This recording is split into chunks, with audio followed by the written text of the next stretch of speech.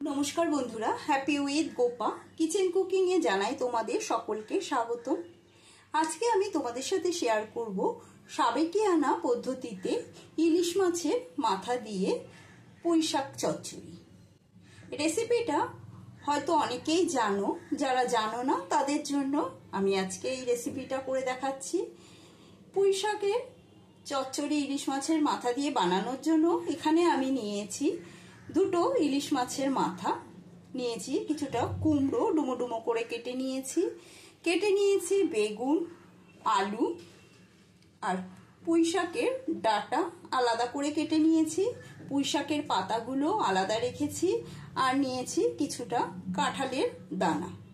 কাঁঠালের দানাগুলো 4 ফালা করে কেটে নিয়েছি। তোমরা তোমাদের পছন্দ মতন কেটে নেবে, তোমাদের পছন্দ মতন সবজিও ব্যবহার করতে পারো। এখন এই মাছের মধ্যে মাখিয়ে নেব নুন আর হলুদ।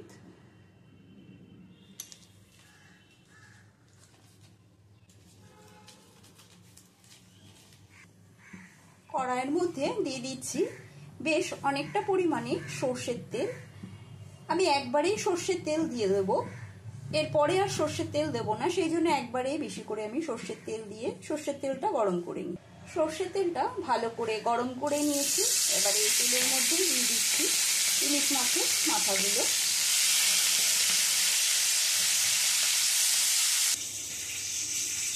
মাথাগুলো একটু ভাজা হয়ে যাচ্ছে, উল্টে দেবো।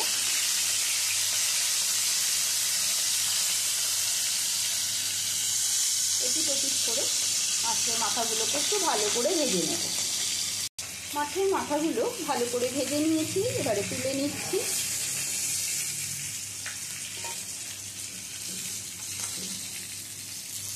সব কটা মাথা তুলে নিয়ে এবারে বাকি তেলের মধ্যে ফোড়ন দিয়ে দেব।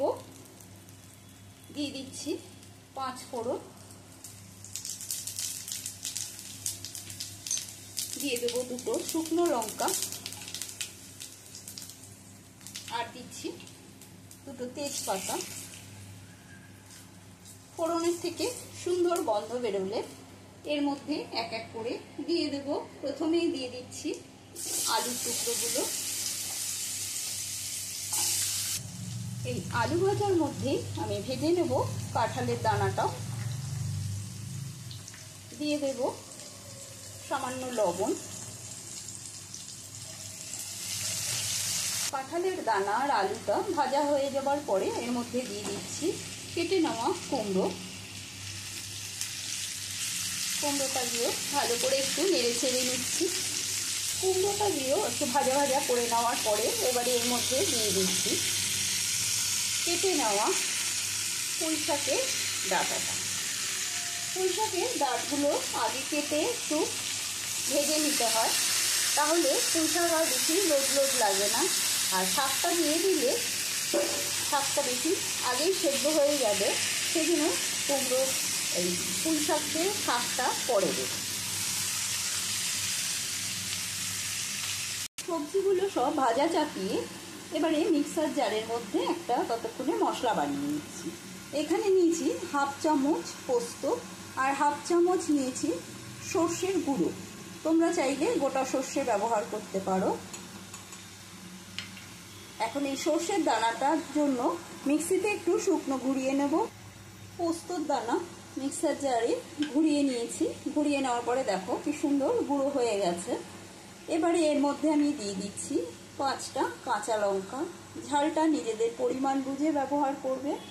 আর দিয়ে দেব সামান্য জল।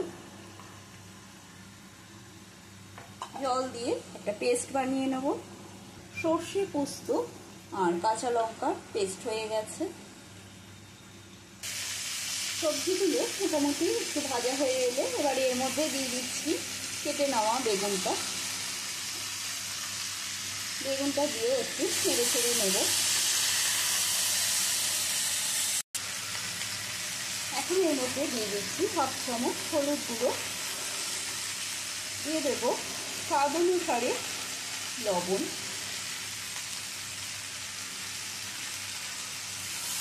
লবণ হলুদ দিয়ে আবার একটু ভালো করে নেড়ে ছেড়ে নিচ্ছি। লবণ হলুদ দিয়ে নেড়ে ছেড়ে নেওয়ার পরে এবারে এর মধ্যে দিয়ে দেবো কুচিয়ে নেওয়া পুঁই পাতাগুলো।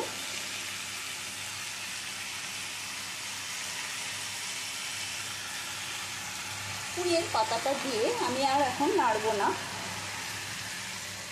5 মিনিটের জন্য ঢাকাটা বন্ধ করে দেব। গ্যাসের স্টিমটা লোতে রেখে রান্নাটা করব। মিনিট 5 বাদে ঢাকাটা আমি তুলে নিচ্ছি। দেখো সবজি থেকে কতটা জল ছেড়েছে। এর মধ্যে কিন্তু আমি জল কোনো দিইনি। দেখো অনেকটাই জল বেরিয়েছে। এই জলে সবজিগুলো মোটামুটি সেদ্ধ হয়ে গেছে। এই রান্নাটায় জলের ব্যবহার না করলেই ভালো। দেখো এবারে আমি এর মধ্যে দিয়ে দেব বেটে নেওয়া কাঁচা লঙ্কা, সর্ষে আর পোস্ত।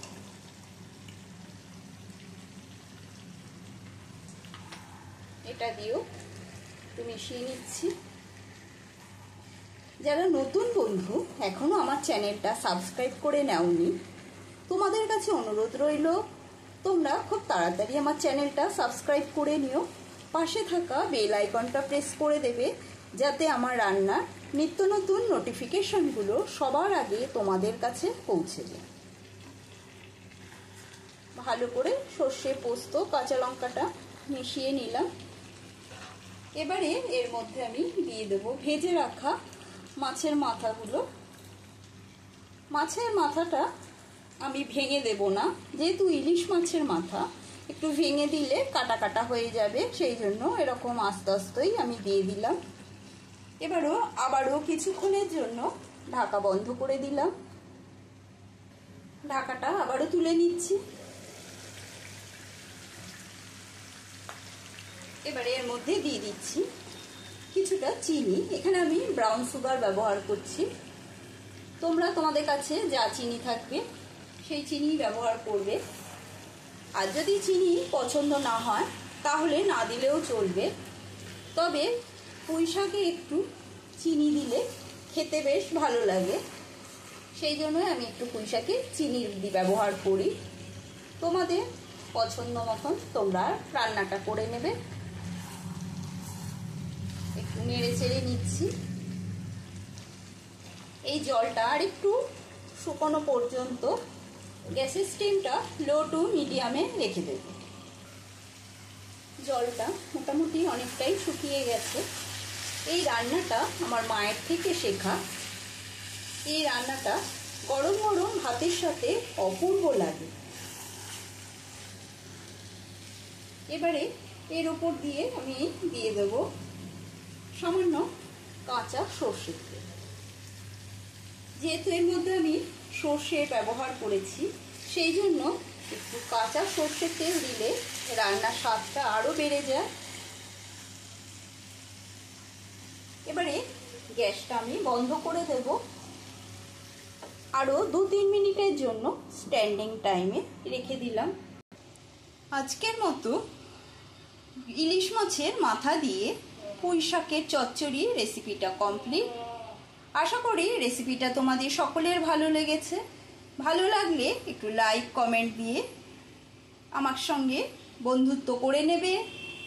আজকের মতন এইটুকু। আবারও অন্য কোনো রেসিপি নিয়ে হাজির হব। সুস্থ থাকবে, ভালো থাকবে। ধন্যবাদ।